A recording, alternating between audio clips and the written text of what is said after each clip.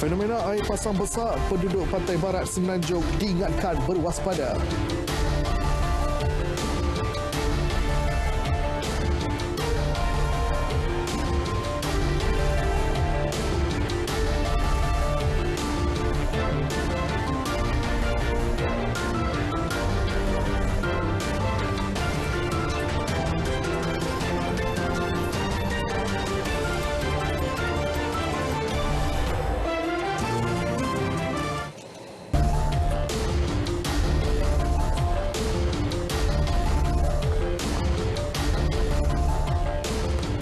Selamat malam dan salam sejahtera. Anda bersama saya Mohan Shinasami, Berita Tengah Malam. Penduduk di kawasan pesisir pantai, terutamanya di negeri-negeri pantai barat Semenanjung, diingatkan berwaspada dengan fenomena air pasang besar bermula hari ini. Fenomena yang berlanjutan hingga Rabu dijangka melanda beberapa kawasan di Kedah, Perak, Selangor dan Johor. Jabatan Pengairan dan Saliran JPS memaklumkan kawasan terbabit melibatkan Kuala Muda, Kedah, Bagan Datuk, Perak, 4 daerah di Selangor iaitu Kelang, Kuala Langat, Sabak Bernam dan Kuala Selangor serta Batu Pahat dan Pontian di Johor. Walaupun kejadian air pasang besar kali ini berskala lebih kecil berbanding bulan November lalu, keadaan lebih buruk boleh berlaku sekiranya disertai angin kencang, ombak besar dan hujan lebat yang berlaku serentak. Situasi itu akan menyebabkan berlakunya banjir kilat, limpahan air laut dan banjir pantai. Jabatan Meteorologi pula mengeluarkan amaran hujan berterusan peringkat bahaya, buruk dan waspada yang dijangka berlaku di kebanyakan negeri hingga Selasa. Negeri terlibatlah Johor, Negeri Sembilan, Melaka, Sabah, Pahang, Terengganu, Kelantan, Perak, Selangor, Kuala Lumpur dan Putrajaya.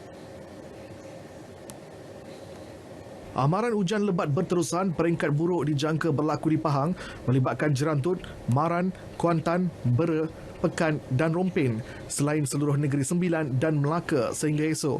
Ia turut melibatkan 5 daerah di Johor iaitu Segamat, Keluang, Mersing, Kulai dan Kota Tinggi serta Sabah iaitu di Telopit, Beluran, Sandakan dan Kudat.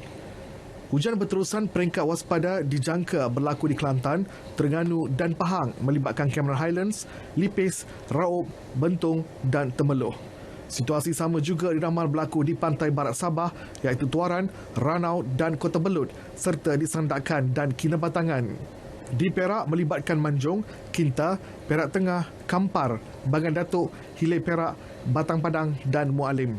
Ia turut melibatkan Selangor, Kuala Lumpur dan Putrajaya yang akan berterusan sehingga esok.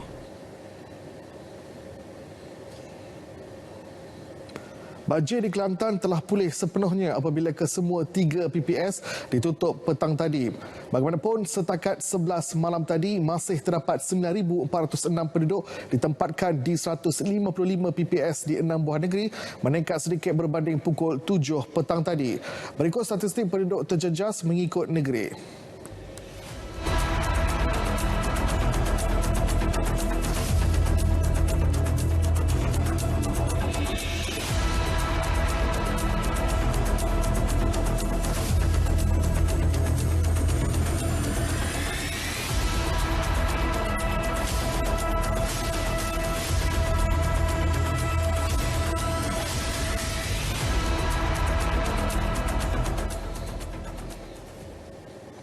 Baik, pembinaan menara telekomunikasi baharu pada masa akan datang perlu berada pada aras lebih tinggi, terutama di kawasan bersiko supaya ia tidak ditenggelami banjir.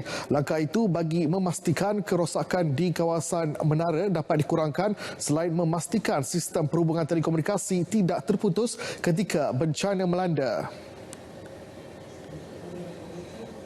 Menteri Komunikasi dan Multimedia Tan Sri Anwar Musa berkata beberapa kaedah pelaksanaan termasuk penggunaan platform atau sebagainya akan segera diputuskan.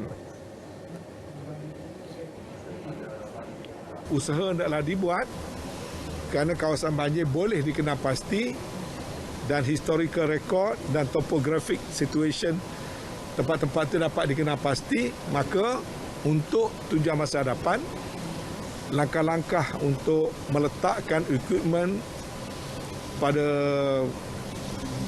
satu level yang tidak tenggelam sama ada creating platform, create. Kita dah ada beberapa contoh tadi ditunjukkan pada saya. Nampaknya doable, boleh dibuat walaupun dia melibatkan belanja. Ya. Beliau bercakap kepada media selepas majlis penyerahan kotak kasih KKM dan bantuan rumah prihatin di Kompleks Yayasan Kemiskinan Kelantan YKK Padangkala, Kota Baru. Jambatan Beli untuk menggantikan sementara jambatan di Kampung Tanjung Pauh, Batu 19 Sungai Lui, Hulu Langat dipasang oleh Jabatan Kerja Raya JKR. Kerja pemasangan jambatan berukur 18 meter panjang dan 9 meter lebar berkenaan dimulakan sejak petang semalam dan dijangka siap pagi esok. Jelas Ketua Setiausaha Kementerian Kerja Raya, Datuk Wan Ahmad Uzair Wan Sulaiman, pemasangan jambatan Bailey dibantu 20 anggota Regimen Askar Jurutera Diraja yang juga pakar dalam pemasangan jambatan. Pada masa sama, kerja-kerja membaiki jalan-jalan yang rosak turut akan dilaksanakan.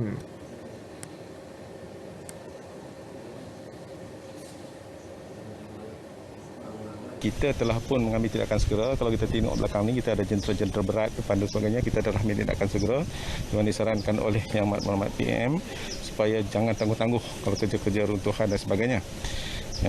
InsyaAllah kita tindakan kita ini dan kita buat dan jalan ini kita tutup sehinggalah kita pastikan cerun-cerun yang runtuh ini dibaiki, selamat digunakan dan yang pastinya tidak membahayakan kepada orang lain, barulah kita buka jalan ini. Tambahnya lagi, pihak kementerian juga mengaktifkan bilik gerakan bencana Big Band JKR Malaysia yang beroperasi 24 jam sehari bagi memantau dan melaporkan situasi banjir atau bencana alam yang berlaku di seluruh Malaysia. Pada masa sama, beliau turut memaklumkan bahawa kerja-kerja pembaikan infrastruktur yang rosak akibat banjir di seluruh negara dijangka menelan belanja RM1 bilion. Misi kemanusiaan membantu penduduk terjejas banjir oleh bahagian penyerahan JAKIM mendapat sokongan pertubuhan bukan kerajaan NGO tempatan dan luar negara. Sokongan menerusi penyaluran dana oleh Persatuan Amal dan Kebajikan Bencana Malaysia dan NGO berdaftar di Australia. Al-Insan Charity dimanfaatkan untuk menyediakan keperluan asas untuk pihak terjejas seperti tilam, selimut dan dapur memasak.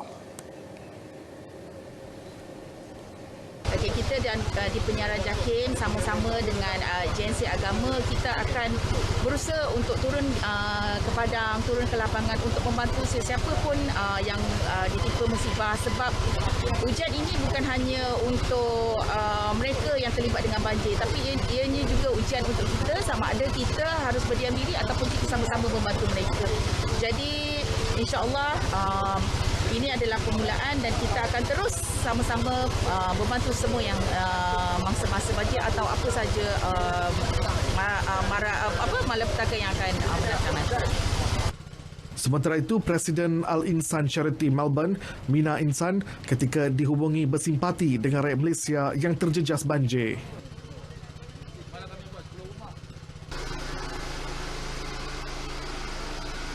Last week, I saw on Facebook about Malaysia flash. On that day, my heart was broken and feel sad. I did not hesitate to contact my team how we raising the fund to support Malaysia. This is the first time we had Malaysia and cooperate with JAKIM Broadcasting Division and Malaysia Dikasta Charity Welfare Association. The reason why I have Malaysia, because as humanity, we are Muslim like brother and sister. No matter where do you live in the world, in Quran Allah say, have one in us of purity and righteousness. The reason that I try so hard to collect fund on Facebook through the WhatsApp, and on today I collect about 12,000 ringgit. I believe this is just small amount, but all my love, our heart want to send through Malaysian country.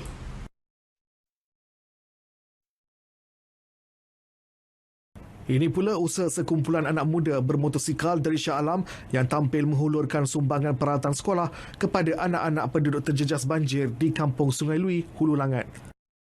Kami ni tak berdaftar mana-mana NGO, tapi kita orang kumpul dana daripada orang ramai. So hari ni kita orang punya mission nak masuk ke Sungai Lui. Kita orang nak bagikan pad untuk pelajar sekolah sebab sekolah dah nak buka.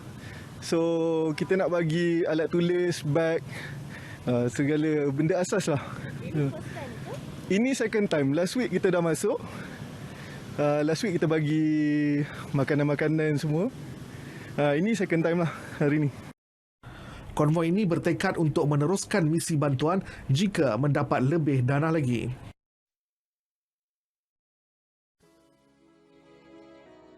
Reban rakit, cara bijak bagi menyelamatkan ternakan musnah ketika banjir. Peniaga getah di Kemaman Terengganu ini tekad membina reban rakit tersebut bagi mengelak rugi besar angkara banjir. Hasilnya, sejak 5 tahun lalu, ayam kampung peliharaannya termasuk ayam denak terselamat daripada musibah. Bermodalkan RM2,000, reban mobil ini mampu memuatkan kira-kira 200 ekor ayam. Apa yang anda cari bila suatu perkabaran diragui? Tentunya sumber informasi pasti. Seiring evolusi teknologi, platform maklumat dan interaksi, di TV maupun aplikasi hujung jari, kami setia menemani. Tak henti meyakini. Mendokong fakta, menolak dusta. Inilah realiti implikasi bila yang tersebar tiada medium penjelasan sebenar. Kerana setiap peristiwa yang terjadi boleh mengundang salah persepsi. Inilah sebab mengapa kami di sini merungkai isu, membawa fakta. Percayalah, tanpa kebenaran, tiada hari yang sempurna. Hilangkan ragu, lenyapkan persoalan. Kami sumber rujukan anda. Berita perdana setiap hari 8 malam. Sahih dan berimbang.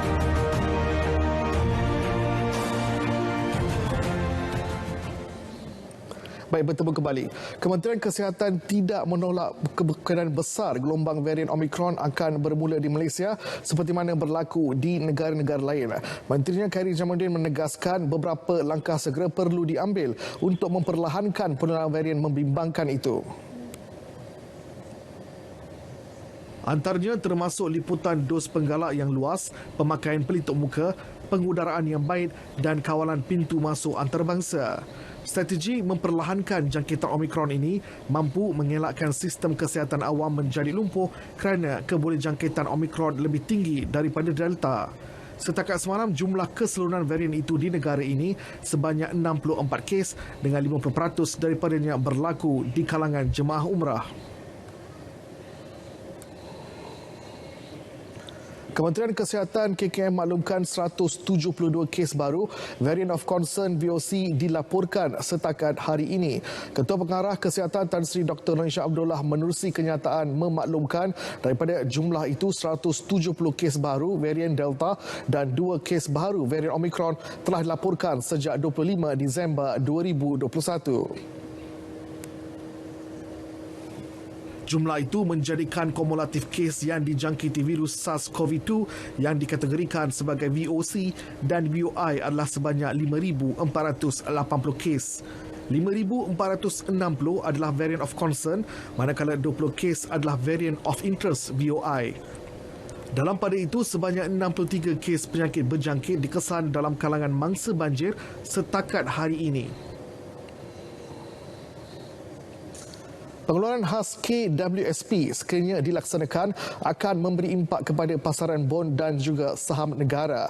Meskipun ia merupakan hasil caruman para pencarum itu sendiri, namun ia bercanggah dengan mandat yang diamanahkan kepada institusi tersebut iaitu menjamin simpanan persaraan pekerja. Pengeluaran ini secara tidak langsung akan memaksa KWSP melupuskan pelaburan dan ianya akan memberikan impak susulan kepada pasaran bond dan saham negara. Terdapat juga RM270 bilion yang boleh dikeluarkan oleh ahli yang berumur lebih dari 55 tahun dan pengeluaran ini juga akan menjejaskan kecairan. Dan ini perlu diperhalusi oleh pihak kerajaan dalam mengimbangi tuntutan ini kerana sudah pasti akan ada kesan jangka masa pendek di atas keputusan ini. Sementara itu, masih terdapat langkah alternatif yang boleh dimanfaatkan kerajaan bagi membantu kumpulan yang terkesan tanpa perlu mengusik dana persaraan mereka. Antaranya pakej kewangan tanpa faedah yang boleh ditawarkan menerusi institusi kewangan masing-masing. Bagaimana kita boleh mampu membantu mangsa banjir, mangsa pandemik adalah melalui bantuan-bantuan daripada kerajaan yang sedia ada melalui pelbagai stimulus ataupun pakej stimulus rangsangan dan juga bajet 2022. KWSP sebelum ini memaklumkan tiada peruntukan dalam akta yang membenarkan pengeluaran untuk bencana alam.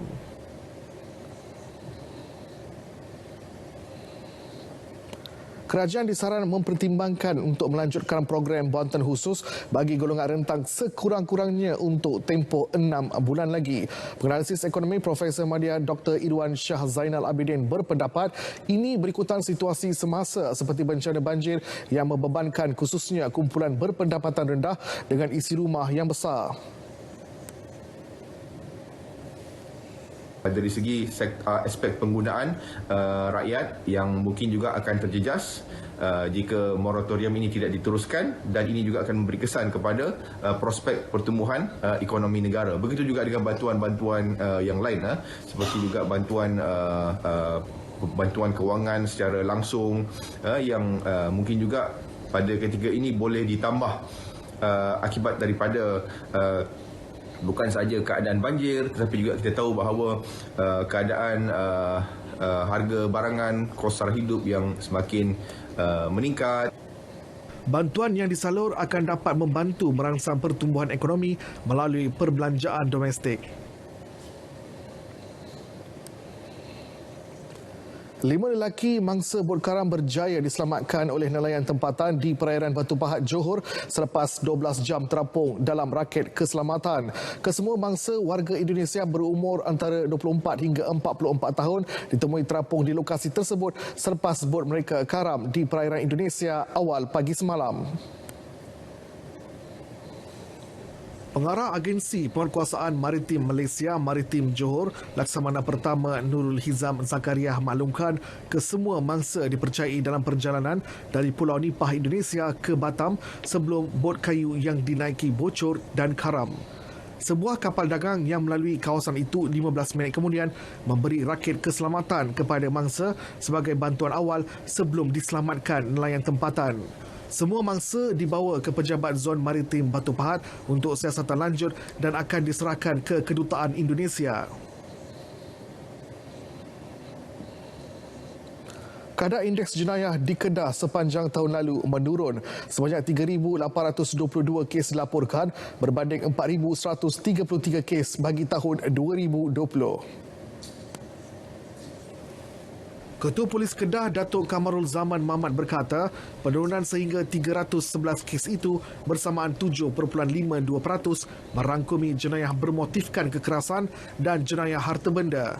Tahun lalu juga menyaksikan peningkatan 7,465 tangkapan dilakukan menerusi pelbagai jenis kesalahan. Itu indeks jenayah pada tahun lepas berbanding dengan tahun 2020 menurun sebanyak 311 kes, iaitu sebanyak 7.52%, dan kalau lihat pada kejadian pada tahun 2020 4,133 kes dan pada tahun ini 3,822 kes, penurunan sebanyak 311 kes. Dan daripada kejadian jenayah dalam negeri Kedah, kebanyakan jenayah adalah mencatatkan jenayah kekerasan.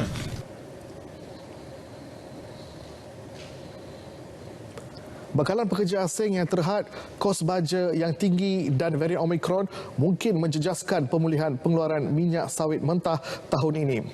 3 faktor tersebut dikemukakan Majlis Negara Pengeluaran Minyak Sawit CPOPC dalam laporan prospeknya.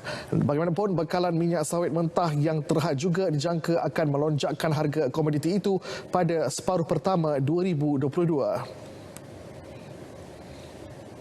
Penganalisis juga meramalkan isu kekurangan tenaga kerja dapat ditangani pada suku pertama selain pemulihan pengeluaran minyak sawit dijangka berlaku selepas Jun. Majoriti menjangkakan harga minyak sawit kekal tinggi dalam tempoh separuh pertama 2022 dan berada dalam aliran rendah pada separuh kedua. Laporan juga berkata kos baja yang tinggi disebabkan gangguan rantai bekalan bakal menyebabkan pengurangan penggunaan baja sekaligus menjejaskan pengeluaran. Dalam pada itu, China dan Indonesia dengan populasi penduduk teramai akan terus menjadi pengimport utama minyak sawit dunia di rangsang pemulihan aktiviti ekonomi. Mengakhirkan benih pokok durian jenis duri hitam untuk membantu meningkatkan pendapatan penduduk luar bandar. Usaha itu dilaksanakan Pusat Hikmat Rakyat Ahli Parlimen SIK Kedah menerusi program hijau durian asnaf.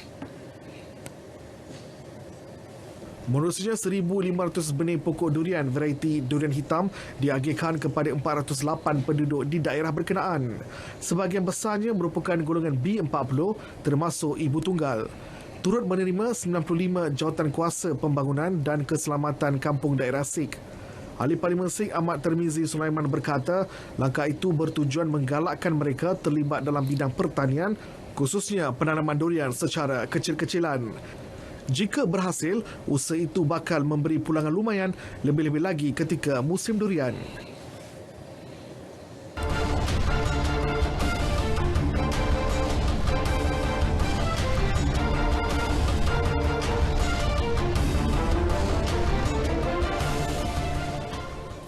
Baik, kita ke perkembangan sukan.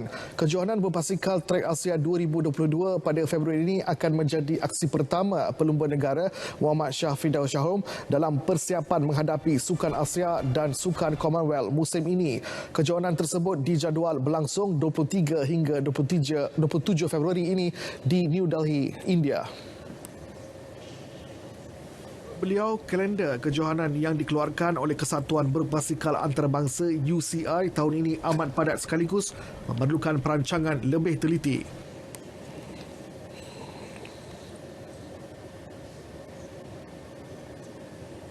Next month juga bulan 2 saya ada ASEAN Championship dekat India. So hopefully kita mengharapkan satu benda yang positif insya-Allah. Beliau berkata demikian selepas menjadi tetamu Selamat Pagi Malaysia di Angkasa Puri. Kejohanan Liga Futsal Perdana Malaysia MPFL 2022, skuad lelaki Kedah meletakkan sasaran untuk meraih kedudukan 5 teratas daripada 16 pasukan yang bertanding pada saingan yang bakal membuka tirainya 14 Januari ini. Sekiranya berjaya mencapai sasaran itu, Kedah berpeluang layak ke saingan Piala Futsal Malaysia melibatkan 8 pasukan teratas Liga pada Mei ini. Jelas Timbalan Presiden Persatuan Bola Sepak Kedah KFA, Dato' Abdul Rahman Abdullah, pihaknya telah berusaha membentuk pasukan yang lebih mantap bagi menghadapi cabaran serta sasaran ditetapkan musim ini. Katanya bajet yang agak tinggi iaitu sebanyak RM0.5 juta disediakan bagi menaikkan semangat dan memastikan komitmen tinggi para pemain. Skuad kendalian Ahmad Rashidi Hashim itu hanya mengekalkan 20% pemain musim lepas, manakala 80% pemain adalah muka baru. Sebelum ini, kejuaraan MPFL terpaksa ditangguhkan selama 2 tahun sebelum ini akibat penularan wabak COVID-19.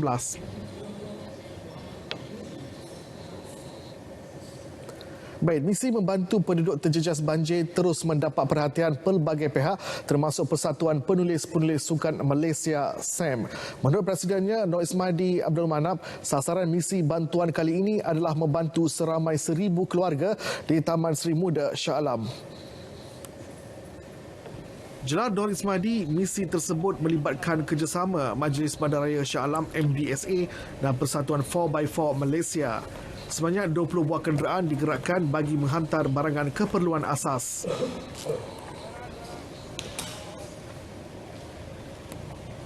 Misi bantuan banjir ini bukan yang pertama kali kita buat dan boleh kata setiap kali berlakunya bencana dalam negara kita akan turun bantu. Dulu di Pahang, di Kedah juga kita turun dan hari ini di Shah Alam kita terpanggil untuk meneruskan projek SAM Prihatin kita. Tambah beliau lagi, program SAM Prihatin ini akan diteruskan sepanjang pasca banjir yang berlaku di negara.